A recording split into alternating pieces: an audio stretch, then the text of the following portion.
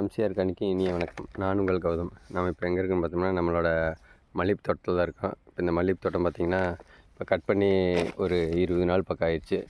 20 நாளில் பார்த்திங்கன்னா பூக்கள் வந்துட்டு அரும்புகள் எந்த அளவுக்கு எடுத்துருக்குன்னு பாருங்கள். இப்போ எல்லாமே இன்னும் இப்போ பொறிக்கிறதுக்கு 1-2 பூக்கள் வந்துருச்சு. இன்னும் ஒரு வாரத்தில் நம்ம செடிகள் ஃபுல்லாக பூ எடுக்க ஆரம்பிச்சிருவோம். இப்போ நம்ம இந்த செடிகளுக்கு வந்துட்டு என்ன பண்ணுறோன்னு பார்த்திங்கன்னா, இது வந்துட்டு வளர்ச்சிக்காண்டியும் பூக்கள் நல்லா வரணுங்கிறதுக்காண்டி இப்போ நம்ம இதுக்கு வந்துட்டு அடி உரம் வைக்க போகிறோம். இந்த அடி உரத்தில் நம்ம என்னென்ன கலக்க போகிறோம் அப்படிங்கிறத தெளிவாக இந்த வீடியோவில் பார்த்துடலாம். இது பார்த்திங்கன்னா மக்கிய தொழு உரம். இதில் வந்துட்டு நமக்கு வந்துட்டு புண்ணாக்கு கலவை இருக்கும். அது இல்லாத நமக்கு தொழு உரம் இருக்குது. அது இல்லாத இதில் வந்துட்டு தேவையான நுண்ணுயிர் ஃபேக்ட்ரியாக்கள் ஒரு 20 வகையான ஃபேக்ட்ரியாக்கள் வந்துட்டு நம்ம இதை வந்துட்டு கலந்து இதை ஒரு 50 கிலோ ரெடி பண்ணியிருக்கிறோம். இந்த மக்கிய தொழு உரத்தோட என்ரீச் பண்ணப்பட்டது. இதோடு நம்ம இதில் அடுத்து பார்த்திங்கன்னா இது வந்துட்டு பார்த்திங்கன்னா கருவாட்டுத்தூள், புண்ணாக்கு கலவை ப்ளஸ் இதோடு பார்த்திங்கன்னா இந்த குர்னல்ஸ் ஹியூமிக்கு இந்த இதெல்லாம் கலந்த குர்னல்ஸும் இதில் கலந்துருக்கிறோம்.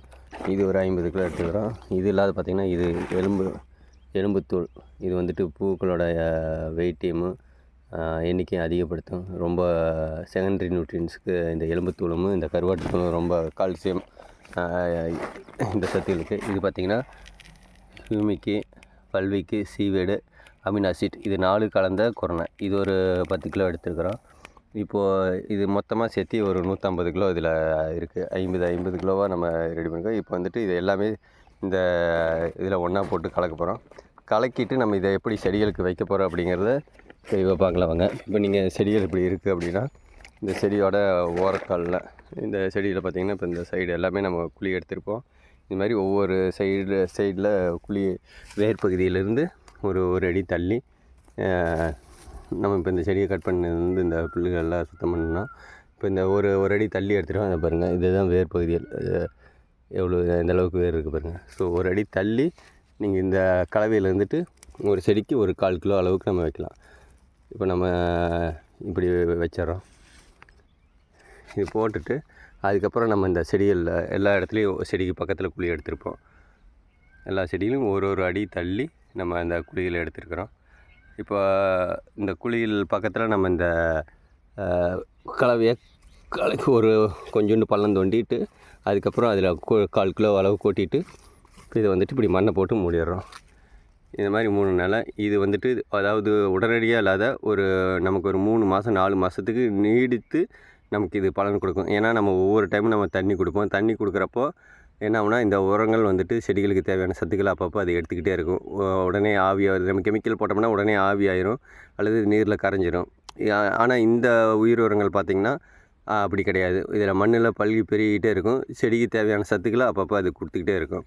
ஸோ இது வந்து ஒரு நீடித்த ஒரு 3 மாதத்துக்கு 4 மாதத்துக்கு நம்ம மறுபடியும் உரங்கள் கொடுக்கணுங்கிற அவசியம் கிடையாதுன்னா தரைவழியாக நம்ம அடுத்து வேறு உரங்களை எப்பவும் கொடுக்குற மாதிரி கொடுத்துக்கிட்டே இருப்போம்.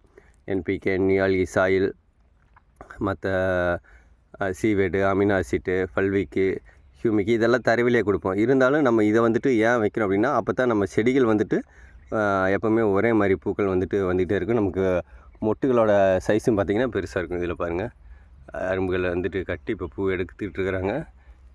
ஃபுல்லாகவே டோட்டலாகவே அரும்பு செடி ஃபுல்லாகவே அரும்பு இருக்குது. இங்கே பாருங்கள் பாப்பா பொறிச்சிருக்காங்க. பூக்கள் எப்படி இருக்குது. இன்றைக்கி நேற்று ஒரு 1/2 கிலோ பூ வந்துச்சு. நம்ம இந்த தோட்டத்தில் நம்ம பார்த்துட்ருப்பீங்க. இன்னும் ஒரு 20 நாளில் நம்ம இந்த தோட்டம் ஃபுல்லாகவே எவ்வளோ பூக்கள் எடுக்க முடியும் அப்படிங்கிற ரிசல்ட்டை நம்ம காட்ட போகிறோம். செடிகள் இது அளவுக்கு எப்படி இருந்தது, நம்ம எப்படி கட் பண்ணோம், எப்படி கொண்டு வந்தோம் அப்படிங்கிறது தொடர்ந்து நம்ம வீடியோ போட்டுட்ருக்குறோம். இனி அடுத்து என்னென்ன பண்ண போகிறோம், இதுக்கு இனிமேல் வந்துட்டு புழுக்களும் முக்கில் காம்பு புழு சுருக்கம் இதெல்லாம் இல்லாத இருக்கிறதுக்கு தொடர்ந்து நம்ம மருந்துகள் கொடுக்கணும். நம்ம சொல்லியிருந்தோம் முதல்ல இது வந்துருச்சு அப்படின்ட்டு. இருந்தாலும் நம்ம அதுக்கப்புறம் கண்ட்ரோல் பண்ணிட்டோம். இந்த 2 லைன் மட்டும்தான் அந்த மொக்குப்புழுவோட தாக்கம் இருக்குது. ஸோ இதுக்கப்புறம் உள்ளே இருக்கிற செடிகளில் சுத்தமாக இல்லை. ஸோ தொடர்ந்து நம்ம வீடியோஸை பாருங்கள், லைக் பண்ணுங்கள், சப்ஸ்கிரைப் பண்ணுங்கள். மல்லிகைப்பூவில் நீ அடுத்து என்னென்ன பண்ண போகிறோம், என்னென்ன மாதிரி உரங்கள் நம்ம கொடுக்க போகிறோம் அப்படிங்கிறத அடுத்தடுத்த வீடியோஸில் பார்ப்போம். இது அடி உரமாக கொடுக்கறதுக்கான விலைகள் இது 3 மாதத்துக்கு ஒருக்கா நம்ம இது பண்ணிடுவோம் நம்ம தோட்டத்தில். நீங்களும் மல்லிகைப்பூ விவசாயியாக இருந்தால் இயற்கை முறையில் உங்களோட மல்லிகைப்பூ தோட்டத்தை எப்படி வடிவமைக்கணும், அதை லாபகரமாக எப்படி கொண்டு வரணும் அப்படிங்கிறத தொடர்ந்து பார்க்கலாம். நன்றி, வணக்கம்.